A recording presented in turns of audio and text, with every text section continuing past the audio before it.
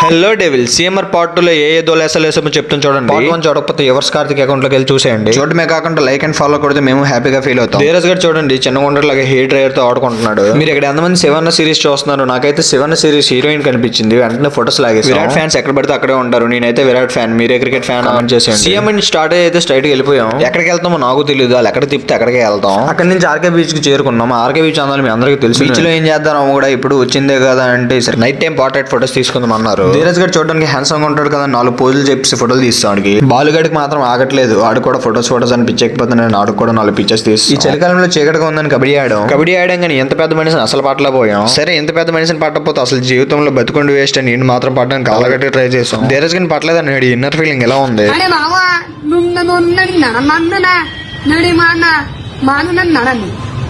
కానీ ఎంత పెద్ద మనిషి నేను ఆపేతాను అసలు ఎక్స్పెక్ట్ చేయలేదు. ఆయన అయితే ఆపేశాను. రైడింగ్ అయితే మా మోహన్ మాయ వచ్చాడు. మా మోహన్ మాయని పడడం అంటే చాలా రేర్ అని అర్థం. కానీ వీళ్ళిద్దరు కబడ్డీ ఆడుతున్నారు, కుంఫీ ఆడుతున్నారు, మీకే తెలియాలి. తెలుసుంటే కామెంట్ చేయండి. బాలుగడ్ రైడింగ్ వస్తే బీచ్ అవతల గుద్దేది అనుకున్నాం, కానీ మనకు ఆత్రమాక ముందే వెళ్ళి పడిపోయాం. మనకు పట్టేసినా సరే ఆత్రమాకుండా మళ్ళీ వచ్చాడు. మన బుల్డోజర్ ఒక్క గుద్దు కొద్దగానే ఇద్దరు బయటకు తినేశారు. అక్కడి నుంచి బీచ్ కి టాటా చెప్పి రోడ్ ఎక్కిపోయాం. మీరు కూడా ఈ రీల్ కి టాటా బై బై చెప్పే ముందు లైక్ సబ్స్క్రైబ్ చేసి వెళ్ళిపోతారని నేను ఎదురు చూస్తున్నాను.